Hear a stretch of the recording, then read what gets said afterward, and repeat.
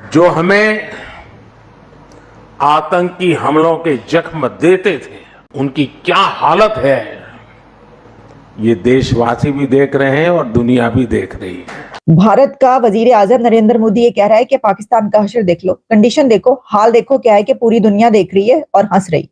और एग्जैक्टली ऐसा ही है, ये सच है। इस वक्त पाकिस्तान दुनिया में वाहिद मुल्क है जो जिसकी नौबत यहाँ तक आ गई है कि उसकी जो लीडरशिप है वो यूनाइटेड स्टेट ऑफ अमेरिका के जूते चाटने तक उतर आए हैं। आतंक के सरगना हो या विकास और शांति की चाहत रखने वाले देश हो, सब ने राइजिंग भारत अनुभव किया है। सो इसमें जो मोदी का जो क्रेडिट जाता है ना, it is to make him the foreign minister. देखिए कौन से इंपॉर्टेंट पोजीशंस है प्राइम मिनिस्टर के अलावा, होम मिनिस्टर, फाइनेंस मिनिस्टर और फॉरेन मिनिस्टर। बाकी क्या तो यार मतलब हेडेक ही है ना बाकी सारे। अनलेस आप पैसे खाने वाले बंदे हैं तो then it's a different thing. India जो है वो अगले 5 साल में 9% ग्रोथ एक्सपेक्ट कर रहा है। 9%? जी। भारत के वजीर आजम, भारत के प्रधानमंत्री नरेंद्र मोदी साहब इस वक्त एक ग्लोबल पीस मेकर के तौर पर नजर आ रहे हैं। वो दुनिया में अमन कायम करने के लिए और पीस कायम करने के लिए कोशिशें कर रहे हैं। पाकिस्तान जैसे देश को बाहरी दुश्मन चाहिए होते हैं क्योंकि अपने अंदर खुद इतनी प्रॉब्लम्स होती हैं दोस्तों, चाहे वो डेमोक्रेसी की हो, चाहे वो फ्रीडम ऑफ स्पीच की हो, चाहे वो पूरी सोशल फैब्रिक जिसको कहते हैं ना बिल्कुल अस्त व्यस्त हो जाता है, फट जाता है सोशल फैब्रिक। देश बैंकरप्सी की हालत में है, कब खत्म हो जाएगा? आप डिफॉल्ट हो चुके हो, खाली ऑफिशियली डिक्लेयर नहीं कर रहे हो। आप देश में पॉपुलेशन उस स्तर पे पहुंच गया है कि दुनिया की कोई इकोनॉमिक पॉलिसी आपको as a going concern continue नहीं रख सकती। पाकिस्तान के राष्ट्रपति नए राष्ट्रपति बने और ऐसे राष्ट्रपति जिन्होंने अभी अभी कुर्सी संभाली और आज ही से मजाक शुरू कर दिया। मतलब मजाक शुरू करने का भी टाइम नहीं दिया। अरे कुर्सी संभाली, अभी बैठे हो भाई, अभी तो आपको पूरा स्टाफ नहीं जान पाया। और आपको उन्होंने एक मीटिंग हुई यूएई के रिप्रेजेंटेटिव्स के साथ, उसमें बोला कि यूएई के लोगों को या यूएई के कॉर्पोरेट्स को, उनकी गवर्नमेंट को पाकिस्तान के स्टॉक एक्सचेंज में इन्वेस्ट करना चाहिए। अरे यार ऐसा कौन सा शंघाई है या ऐसा कौन सा न्यूयॉर्क स्टॉक एक्सचेंज है, लंदन स्टॉक एक्सचेंज है जिसमें इन्वेस्टमेंट की सलाह दे रहे?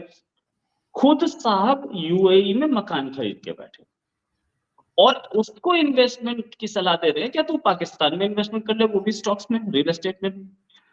ये हम अमेरिका की खिदमत का कर्ज चुका रहे हैं और कोई वजह नहीं है। हमारे पर कर्ज चढ़ने की सबसे बड़ी वजह है कि अमेरिका हमें अपने सर्टेन फैसले नहीं करने देता, और ये है वो हकीकी आज़ादी जो इमरान खान आपको लेके देना चाहते हैं।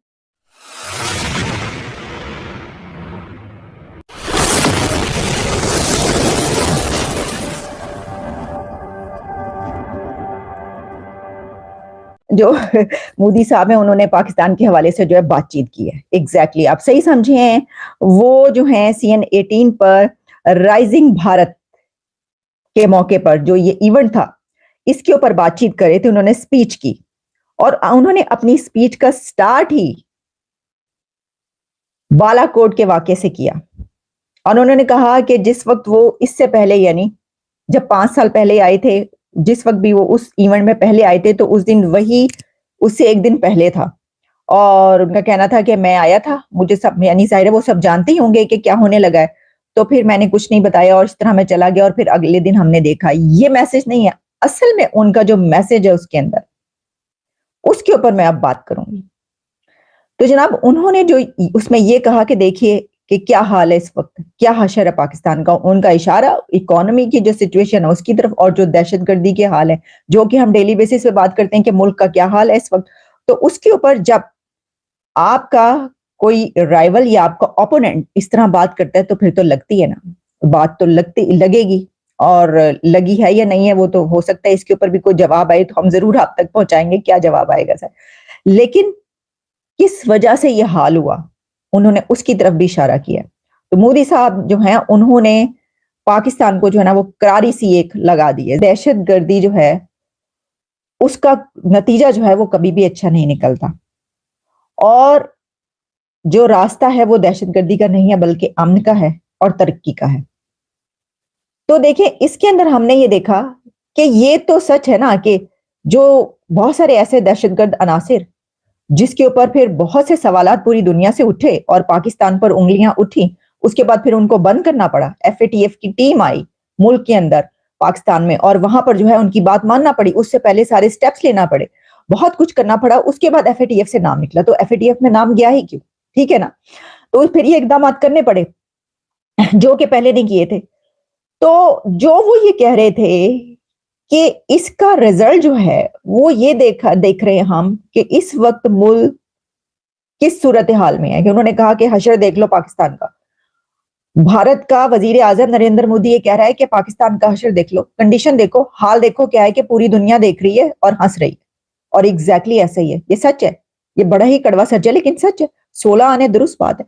तो इससे पता ही चलता है कि जो दहशतगर्दी के जो भी मतलब हुआ, अगर उसकी जगह पर तरक्की का सोचा जाता, अगर वो जो देखे ना, हम खुद ही तो देखे वहां पे क्या कि कभी जो कौमी धारे में ले आते हैं, कभी दहशतगर्द दोस्त बन जाते हैं, कभी गुलामी की जंजीरें तोड़ देते हैं वही, फिर उसके बाद वही तालिबान और टीटीपी जो है वो दुश्मन बन जाती है, फिर उनके साथ सुलह मशवरे होने लग पड़ते हैं, चाय पी जा रही होती है, फिर उनको जाके जो जिरगे जो है बनाने चले जाते हैं, फिर जनाब एहसानुल्लाह एहसान और कौन कौन जो है उनको कौमी धारे में ले लिया जाता है। फिर ये पता चलता है कि इन्होंने तो इतने बच्चों को मार दिया, इन्होंने तो ये कर दिया, फिर उनको बंद कर दिया जाता है, फिर उनको छोड़ दिया जाता है, फिर उनको बंद कर दिया जाता है, फिर उनको छोड़ दिया जाता है, वगैरह वगैरह वगैरह। तो इस सिचुएशन में हुआ क्या है, और फिर ये कि जो कश्मीर की रट लगाए रखी, कभी इकोनॉमी पे कभी वही नहीं दिया। इकोनॉमी पे अगर जोर दिया जाता, अगर अपनी सारी तवानाइयां, तमाम एनर्जीज, तमाम कुव्वतें इस बात पर खर्च की जाती कि हमने भी आगे बढ़ना है इस खित्ते में, इस रीजन में, चले दुनिया में नहीं, कम से कम इस रीजन में हमने अगर आगे नहीं बढ़ना तो उन अपने हमसाया कंट्रीज के साथ शाना बिशाना मतलब साथ साथ चलना है, उनसे पीछे नहीं रहना भाई, पीछे रह जाएंगे। तो अगर आप अपनी जो एनर्जीज हैं उसके ऊपर सर्व करते तो फिर जो है आज ये किसी को कहने की जरूरत ही ना पड़ती। आज भारत का वजीर आजम नरेंद्र मोदी ये ना कह रहा होता कि देखो हाल क्या हुआ है इनका, अंदाजा करो, ये नतीजा निकलता है आतंकवाद का या दहशतगर्दी का या दहशतगर्द पालने। इंडिया जो है वो अगले 5 साल में 9% ग्रोथ एक्सपेक्ट कर रहा है। 9%? जी। चलो 8.5% ग्रोथ एक्सपेक्ट कर रहा है अगले 5 साल तक इंडिया। हमारी ग्रोथ 1% है। तो मुझे ये, आप लोग ये सवाल क्यों नहीं करते कि पाकिस्तान की ग्रोथ 1% है, इंडिया की 9% है। चलो 9 को छोड़ो, 7, 8 कर लो, 7 कर लो, 6 कर लो। हमारे में कौन सा ऐसा जख्म है, हमारे में कौन सी ऐसी खराबी है जो हम 8 और 9 नहीं कर सकते? आप बार बार कह रहे हैं कि आपका मुंह मैं क्यों खुलवाना चाहता हूँ, आप मेरा मुंह भी मत खुलवाएं। हमारे साथ क्या बीमारी है वो आपको भी पता है कि हमारे साथ क्या बीमारी है। हमारे साथ क्या बीमारी है? हमारे साथ 2 बीमारियां हैं। हमारे साथ पहली बीमारी ये है कि हमने आज तक कंपैरेटिव, आपने भी नहीं किया, हम किससे कंपेयर करते हैं? हम कंपेयर करते हैं Nawaz Sharif versus Imran Khan, Imran Khan versus Peoples Party versus Musharraf. अब 4 कुएं के मेंढक आपस में कंपेयर करते रहते हैं, वो कुएं से बाहर देखते ही नहीं कि भाई कुएं से बाहर क्या हो रहा है। Thank you for watching. Please subscribe, like and share and press the bell icon.